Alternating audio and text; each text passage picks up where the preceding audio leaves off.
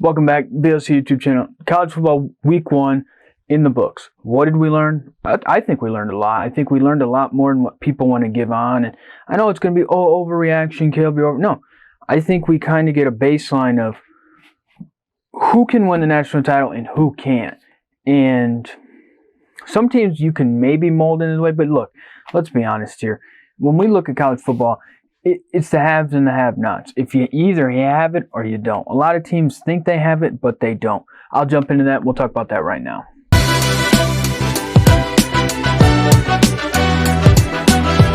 Like I said, oh my God, we can overreact, blah, blah, blah, Caleb, blah, blah, blah, you, blah, blah, blah.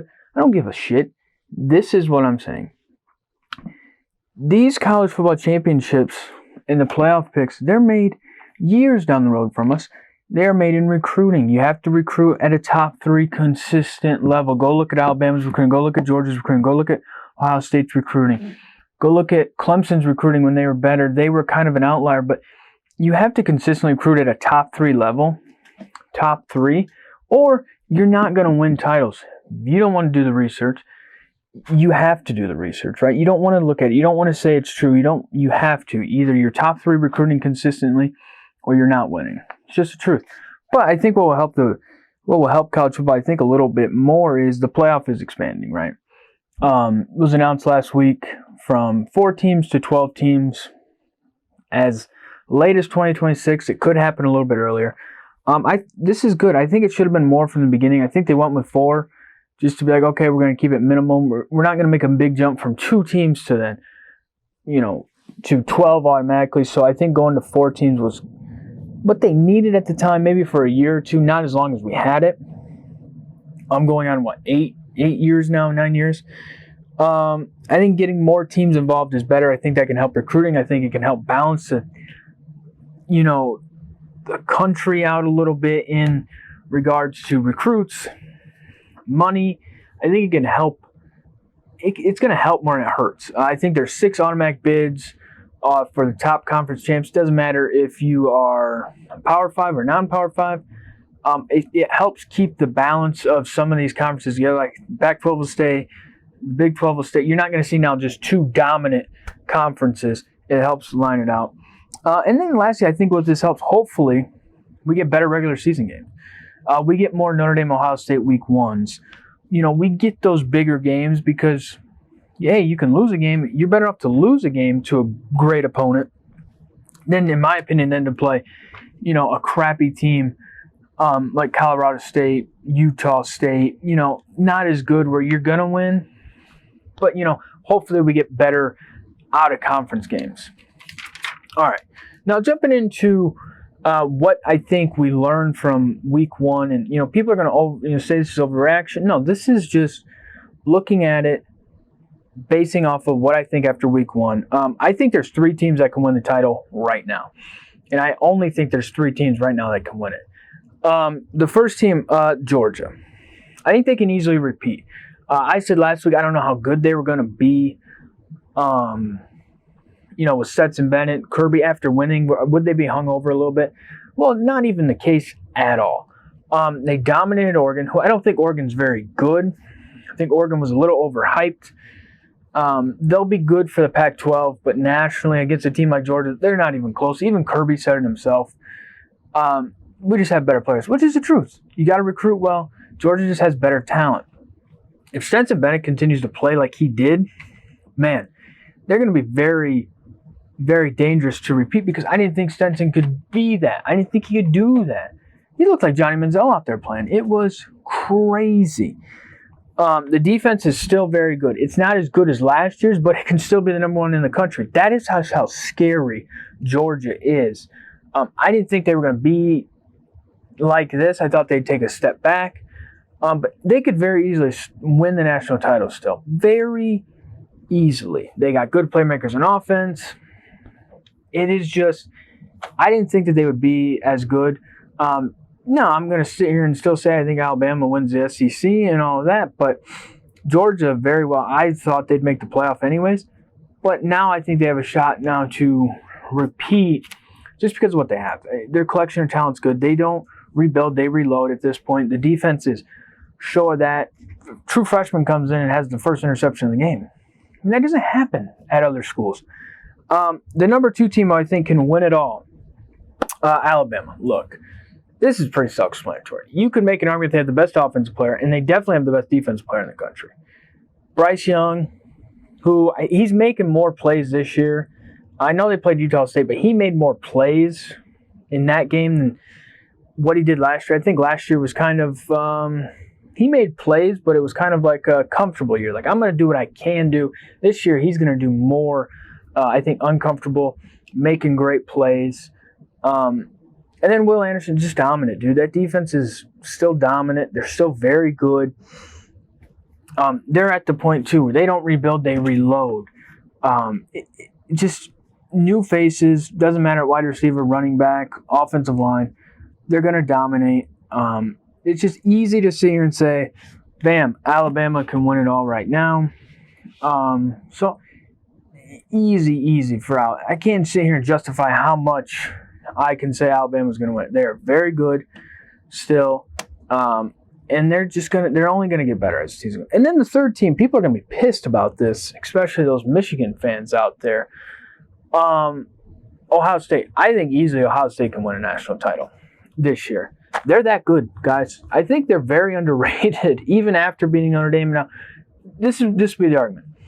Is Notre Dame bad and Ohio State bad? That's why they beat them. Or is Notre Dame better than people think and Ohio State's better than what people think?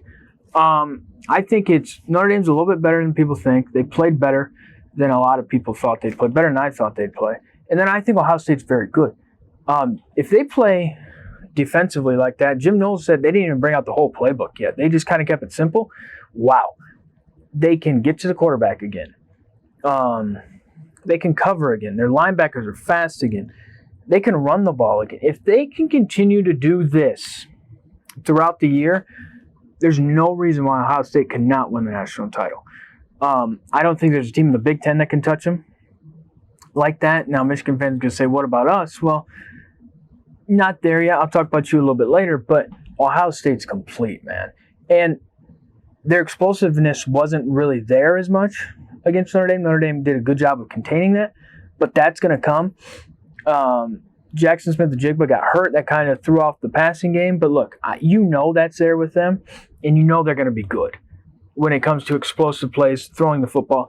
Their big concern was, can we run the ball? How physical can we be? And can we play defense? They checked all 3 boxes. So I think if they can continue to do that, and they're only going to get better as the season goes on, Ohio State very easily could win a national title.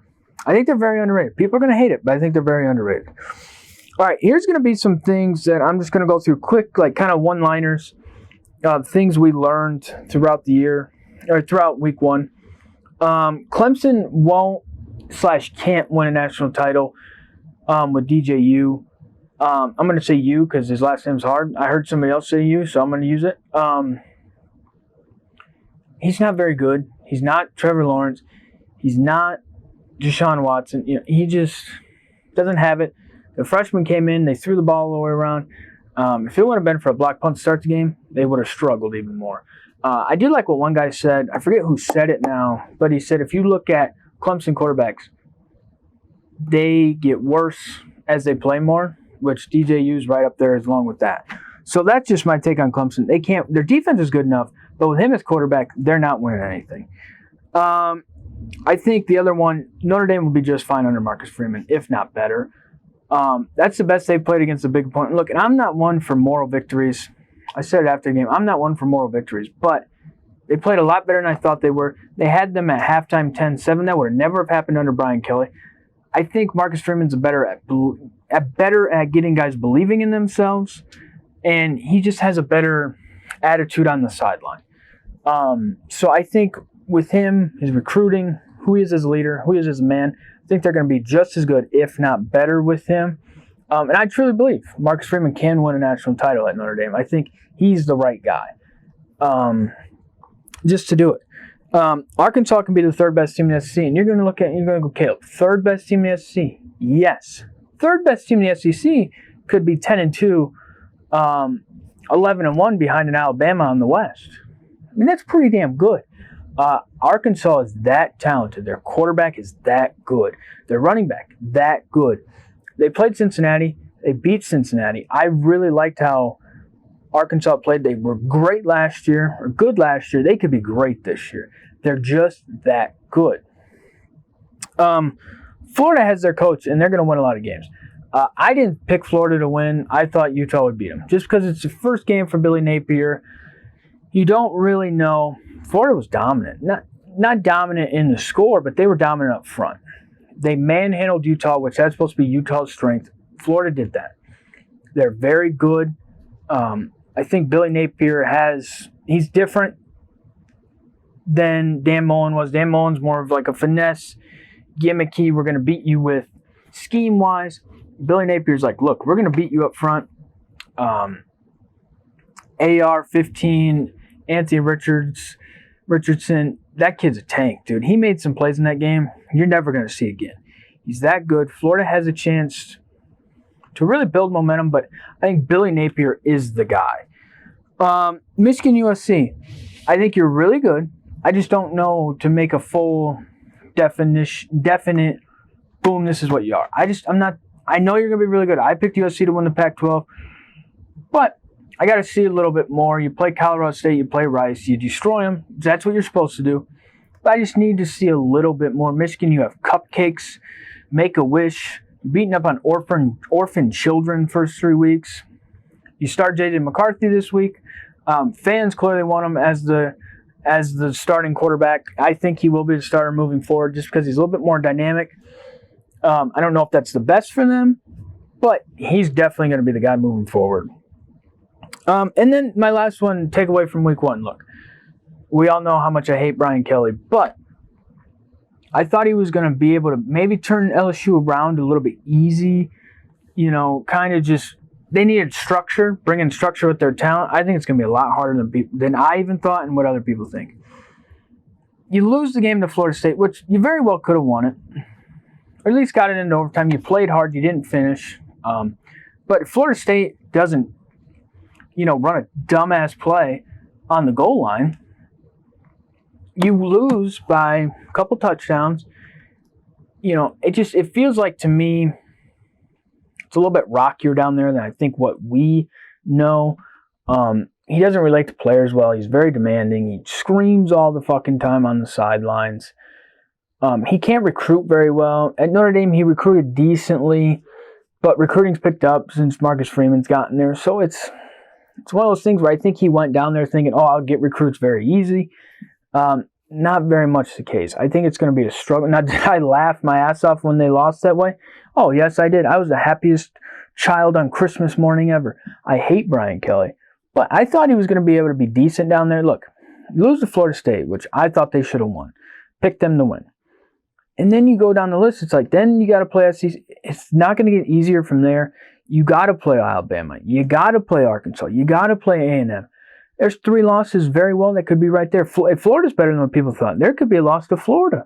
So it's one of those fan bases where you got to win quickly. Not saying he's not going to make it, 5 years, but they end the season 8-4, 7-5. They're going to look at, we paid $10 million for this. I don't understand it. So I think it's going to be a little bit harder than what we thought for him down there. Just because of relating to the people. I fucked up my paper here. Did my picks on the other side. This is what it is. All right, moving on to the picks. I was 5-2 last week. Brian Kelly fucked me. No surprise. Shouldn't even have bet on an idiot like that. That's poor decision on me. That's all my bad. I want to bet on a dumbass, and I did. And in Utah, you're supposed to be this physical team. You get out dominated. So my games for this week look some decent games actually. The first game, number 1 Alabama, 20-point favorite. 20-point favorite. And they travel to Texas. Texas is better. Sark, ex-Saban assistant, Quinn Ewer. I really like Texas. If you know from the first video I did, I really like Texas. I picked them to win Big 12. But you got to go Alabama here. Alabama's going to win this game. They're better right now. Texas is not up to the standard of Alabama. South Carolina at 16. Arkansas, -8. Arkansas, these dogs, every fucking video. This is going to be like this. I'm going to go Arkansas here. Look, I like Arkansas a lot this year. I think they're going to be a very good football team. It's very easy to see what they can be. Their quarterback can run and throw. Very dynamic. Then they have belief down there. I think this could potentially be the game of the week. Potentially this next game here. Number 24, Tennessee, who's a 6-point favorite at number 17, Pitt. I'm going Tennessee here. This is easy. I'm not even going to sit here and take a long time with this pick. Pitt probably should have lost to West Virginia. And Tennessee's very good, up and coming. And I really like what Tennessee's doing. So, Tennessee. Number 25, Houston at Texas Tech. -3.5-point favorite for Texas Tech. Houston went to overtime with UTEP last week. I still think Houston is a better team. So I'm going to go Houston here over Texas Tech. Just Texas Tech's doing well with rebuilding and recruiting. But I just think Houston's a better team. Their quarterback's been there longer. They played a better opponent than a lot of people know last week. Dana Holgorsen, I believe in him as a coach. Number 20, Kentucky at number 12, Florida. Florida's a 6-point favorite. This game's hard for me to decide because I look at it and I go, Florida just won. They beat Utah. Is that a little overreaction to be their 6-point favorites at Kentucky, versus Kentucky at home? My gut is telling me go with Kentucky. So I'm going to go with Kentucky here. Will Levis as their quarterback. Not saying Florida can't win, but Stoops has been there longer than Billy Napier, clearly, but he's built a good program. They've gotten better every year. They've been well the last. I just think Kentucky's better. I think this might be a little overreaction on the Florida train, but I'm going to make this pick, and I'm going to look like a dumbass afterwards. Number 10, USC, who's a -8.5-point favorite at Stanford. People are going to be like, Caleb, why did you do this game? This isn't even that good of a game. This will show how physical USC can be. Stanford, not that they're very good like they had been, 5-6 years ago, but they're physical. David Shaw wants them to be physical. They're going to run them. But how does USC handle that? That's what's very intriguing to me. I think USC wins this game, and I think they cover, but I wanted to highlight it because I think it can be a game where who is USC? And then I think this could potentially be the game of the week. I talked about Tennessee Pitt. That could be a very good game of the week. But number 9, Baylor at number 21, BYU. BYU's a 3-point favorite. I'm not as high on Baylor as other people are. I think BYU wins this game. I just don't believe Baylor's as good as people think. That's just where I'm at with it. Yeah, you won the Big 12 last year. Yeah, you beat Ole Miss in the Sugar Bowl, but I just don't think Baylor's there. I think BYU plays. Now, if this game's at Baylor, I might be picking Baylor in this game, but I think BYU at home wins it. So those are my picks. Like I said, 5-2 last week. Hopefully we keep the momentum. These are outright wins. That's what I'm betting. That's what I'm picking when I do this. So people, that's why I do the numbers. Favorite, what's the spread to kind of help me judge who I want to pick. But for the most part, I'm betting outrights here when I pick these teams. So yeah, I think we learned a lot from this first week. Like I said, I think we understand better where some teams fall compared to others. And look, there's a top, and then it kind of meshes down to, who can win it. Right now, I think 3 can win it right now after week 1. That might change. More could come in. Less could come, more could go out.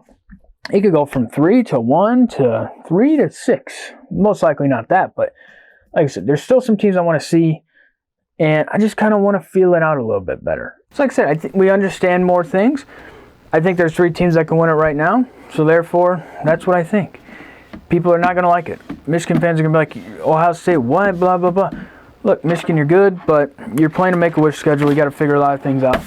So therefore, that's going to do it for the video. Boom, boom, boom, boom. Fireworks.